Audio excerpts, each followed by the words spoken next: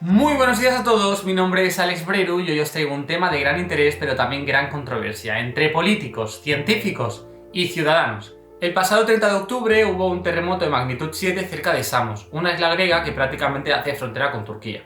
En prácticamente todos los países del Mediterráneo saltaron las alarmas. No solo un terremoto había causado más de 40 muertes y 800 heridos, cifras que a día de hoy continúan subiendo a medida que se levantan edificios que colapsaron, sino que además de este terremoto había generado un pequeño tsunami que había sido la guinda del pastel. Hoy os traigo un vídeo muy especial en el que vamos a hablar de cómo se forma un tsunami, qué tsunamis hemos sufrido históricamente en España y qué protección tenemos ante estos. Tsunamis, una amenaza a la vuelta de la esquina. Los tsunamis son olas muy energéticas que se producen por un desplazamiento vertical del agua de forma rápida y violenta. ¿A qué me refiero con desplazamiento vertical? Si el fondo marino se levanta por culpa de una falla, este movimiento genera un levantamiento del agua en ese punto, es decir, que el nivel del mar sea más alto y por tanto se genera una ola en todas direcciones.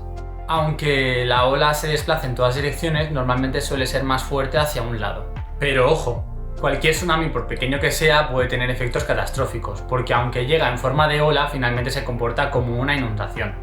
También os digo, no todos los tsunamis se generan por terremotos, ni todos los terremotos generan tsunamis. Hay otro fenómeno que también puede causar tsunamis, y estos son los deslizamientos. Estos normalmente cuando ocurren también desplazan gran cantidad de agua generando olas como tsunamis. Además, muchas veces ocurren en lugares inesperados. Características de un tsunami.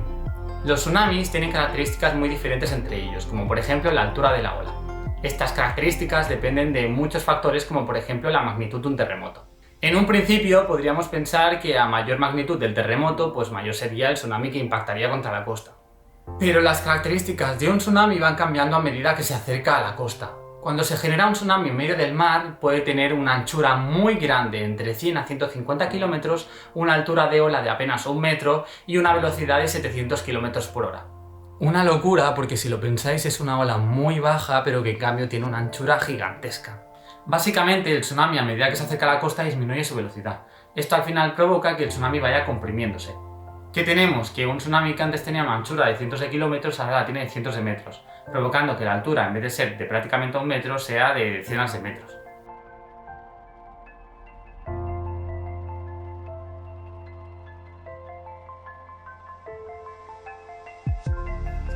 Ahora os voy a asustar un poco.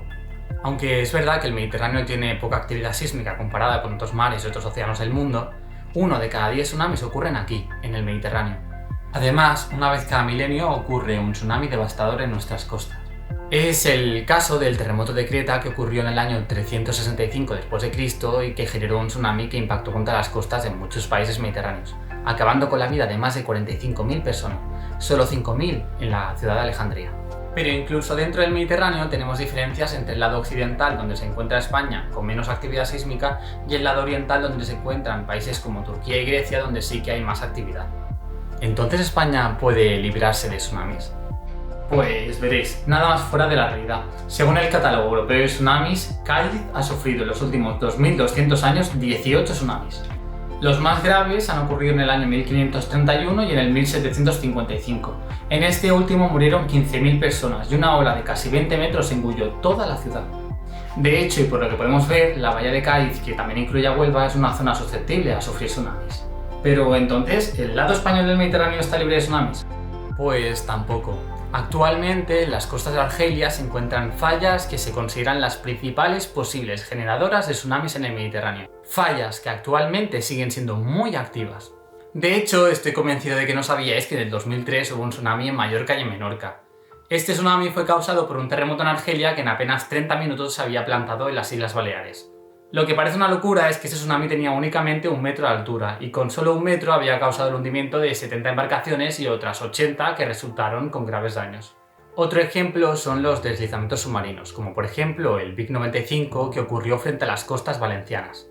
Este deslizamiento ocurrió hace 11.500 años y provocó un tsunami que llegó a Ibiza en menos de 20 minutos con una altura media de 8 metros y que luego impactó también contra la costa peninsular. En España, y debido al peligro de Argelia, las costas que pueden estar más afectadas por tsunamis serían la costa de Málaga, de Granada, de Almería, de Murcia y de Baleares. Los posibles tsunamis que se pueden causar en el norte de África pueden llegar a la Costa del Sol en apenas unos minutos. De hecho, tsunamis de apenas 3 metros podrían inundar perfectamente ciudades como Almería, afectando a millones de personas. El problema de España. No solo cabe la posibilidad de que España pueda sufrir un tsunami tarde o temprano, que por pequeño que sea tenga importantes consecuencias como el tsunami del 2003, sino que además somos un país que no está para nada preparado por las siguientes razones que os presento a continuación. Educación ciudadana.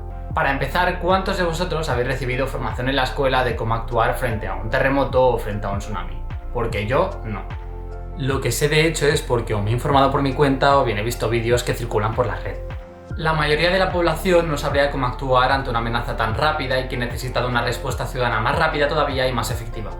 De hecho, y me río por no llorar, creo que tendríamos las mismas imágenes en España que en Turquía, donde gente está grabando en el paseo marítimo cómo se acerca un tsunami pensando que el tsunami es simplemente una olita que salpica.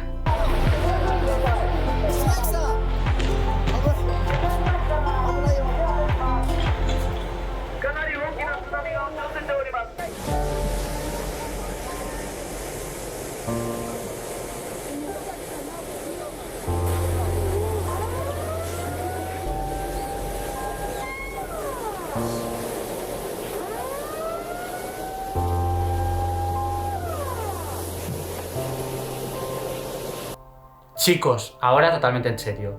En el caso de estar en la playa o cerca de la playa y notar un temblor, que el mar retrocede o recibir una alerta de tsunami, lo primero que hay que hacer es intentar subir a un edificio de al menos 4 plantas.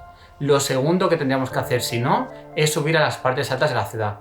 Y lo tercero y por último, quiero decir, lo último que se podría hacer es intentar evacuar la ciudad. ¿Por qué? Porque si todo el mundo coge el coche y colapsa las carreteras, al final las carreteras se convierten en una trampa. ¿O acaso no lo habéis visto en las películas de Hollywood? Planificación territorial. No solo no sabemos actuar, sino que además hemos construido pegados al mar. Las leyes de protección de costas han estado llenas de vacíos que han permitido que, por ejemplo, los pueblos tengan paseos marítimos a apenas 20 metros del agua. Y eso en los mejores casos. Todo esto sin tener en cuenta la gran densidad de población que existe en nuestras costas y el importante sector turístico que atrae millones de personas cada año. Sistemas de alertas de tsunamis. Actualmente España participa en un sistema de detección de tsunamis tanto en el Mediterráneo como en el Atlántico. Os dejo aquí el nombre porque es impronunciable.